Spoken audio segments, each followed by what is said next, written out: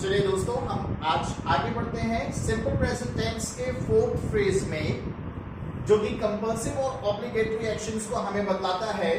यहां पर आप देख सकते हैं कि आज हम सिंपल प्रेजेंट टेंस का फोर्थ फ्रेज कर रहे हैं। पढ़ता है, पढ़ती है, पढ़ते हैं से खत्म होने वाले सेंटेंस, इन्हें आप बोलते हैं इंग्लिश में कंपल्सिव एंड ऑब्लिगेटरी सेंटेंसेस, और हिंदी में हम इन्हें बोलते हैं मजबूरी और बंधन युक्त वाक्य। मतलब यहाँ पर आप कोई भी काम किसी मजबूरी में करते हैं या किसी सिचुएशन में बंद कर करते हैं। यहाँ पर आपको अफर्मेटिव सेंटेंस में हैज और हैव के साथ में 2 + V1 मिलता है। फॉर्मुलेशन में यहाँ पर देखिए, आज थोड़ा सा बोर्ड भरा भरा सा लग रहा है, क्योंकि यहाँ पर अफर्मेटिव में आपको हैज और हैव का यूज करना पड़ता है एज अ हेल्पिंग वर्ब, और आपको नेगेटिव और इंट्रोगेटिव में यहाँ पे डू डस की यूटिलिटी होती है। तो यहाँ पर देखिए लिख रखा है आई, वी, यू, दे, और प्लूरल के साथ में आपको हैव टू लेना है ही, शी, इट, और सिंगुलर के साथ में हैज टू लेना है। ये कहां पर लेना है? अफर्मेटिव में। और जब कभी भी सेंटेंस को आप आगे नेगेटिव और इंट्रोगेटिव बनाएंगे तो डू और डस का यूज होता है। ये डू और डस का यूज अगर आपको याद हो तो हमने जनरल एक्शन में सीखा था। आई, वी, यू, दे और प्लूरल के साथ में डोंट लगेगा, ही, शी, इट और सिंगुलर के साथ में डजंट लगेगा। जब कभी भी डू और डस यूज होता है तो देखिए यहाँ पे हमेशा हैव टू आता है, हैज नहीं आता। तो ये बहुत ही इंपॉर्टेंट नोट है यहाँ पर जो लास्ट में लिख रखा है। चलिए हम देखते हैं सब्जेक्ट। सबसे शुरू में आने वाला नाउन सब्जेक्ट होता है, उसके अकॉर्डिंग हैज और हैव लेना है।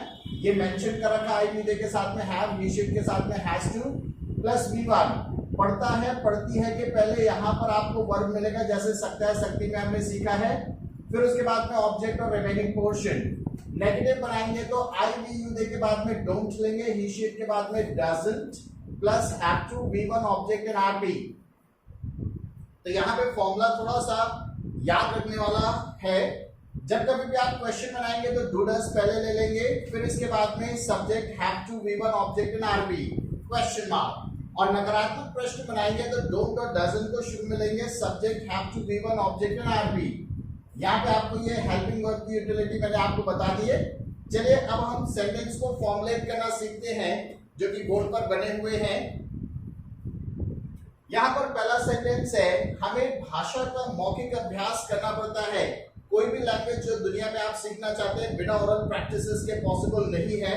So you have to make the oral practice by all means. तो यहाँ पर चलिए इन्हें बनाकर देखते हैं। सबसे पहला सेंटेंस है, हमें भाषा का मौखिक अभ्यास करना पड़ता है। सब्जेक्ट है हमें, हमें को क्या बोलेंगे?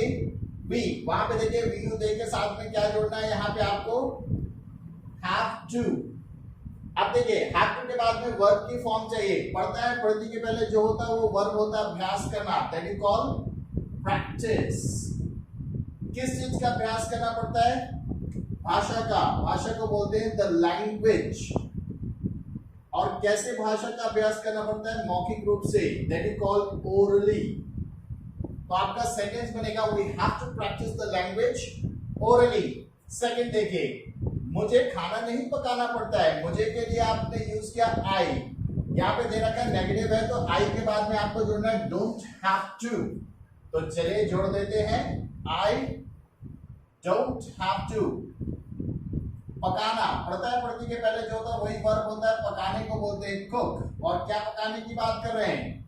Food. I don't have to cook food. Such a simple way to form this complex part. क्या उसे पैदल स्कूल जाना पड़ता है? उसे या तो ही होगा या शी होगी। ही, शी के पहले आपको डू डस में से क्या लेना पड़ेगा? Does. Does she have to और does he have to. Do does के साथ हमेशा क्या लेना आपको? Have to. पढ़ता है, पढ़ती है के पहले जो होता है वही वर्ब होता है। जाना, जाने को क्या बोलते हैं? गो। कहां जाने की बात करें? To school. और कैसे जाने की बात करें? पैदल, ऑन फुट। On foot. यहाँ बीच में थोड़ा सा आगे, क्योंकि स्पेस कम है और हमें लिखना है पूरा सेंटेंस। सो देखिए क्वेश्चन फ्रेज में सबसे पहले डू डस लेना था, सब्जेक्ट लिया, हैव टू लिया, V1 लिया, ऑब्जेक्ट लिया और आरपी लिया। डू डस, क्योंकि यहाँ पे डस का यूज करेंगे ही, शी के साथ में। आई, वी, यू, दे में से सब्जेक्ट होता तो डू लगाते हैं, have two plus V1 object and RP. क्या उन्हें? अब उन्हें यहाँ पर है और क्या से सेंटेंस शुरू है, नहीं भी है, क्वेश्चन मार्क भी है, तो ये चौथा फॉर्मूला लगेगा। अब देखिए सब्जेक्ट है यहाँ पे दे, तो हमने सीखा आई वी यू दे के साथ में क्या लेना है, डू लेना है, क्योंकि नकारात्मक प्रश्न है तो यहाँ पे डोंट लेंगे, डोंट दे। फिर इसके बाद में है हैव टू, करना, करने को क्या बोलेंगे, डू। और क्या करने की बात करें, the homework, don't they have to do the homework, question mark. अब यहाँ पर दो सेंटेंस वही जैसे अपन हर बार प्रैक्टिस करते हैं, WH और H क्वेश्चन वर्ड को बीच में लेके फॉर्मुलेट करना। यहाँ पर देखिए क्यों बीच में आया, यहाँ पे कब बीच में आया, इनको शुरू में लेंगे और फिर बाकी क्वेश्चन का फॉर्मूला वो लिखा हुआ है उसी को आप इंप्लीमेंट करेंगे। जैसे लिखा हुआ है, हमें अंग्रेजी क्यों सीखनी पड़ती है या सीखना पड़ता है, तो यहाँ पे क्यों को ट्रांसलेट करके शुरू में लेके आएंगे, क्यों को बोलते हैं व्हाई। अब सब्जेक्ट है हमें, हमें को बोलते हैं वी के पहले जुड़ेगा डू, व्हाई डू वी।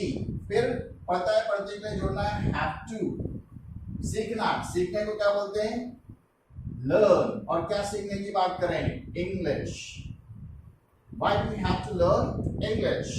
उसे ऑफिस कब जाना पड़ता है, कब को क्या बोलते हैं, व्हेन।